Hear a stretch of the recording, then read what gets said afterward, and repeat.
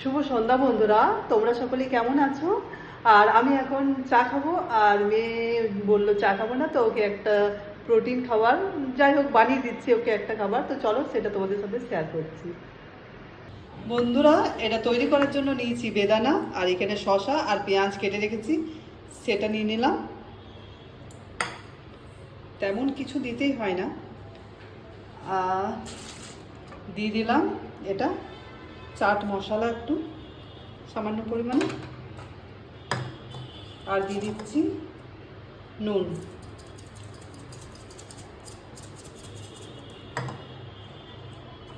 আর একটু লেবুর রস একটু। আর এখন দিচ্ছি এটাতে ছোলা ভাজা। এরপর ভালো করে মিক্স করুন। রেডি হয়ে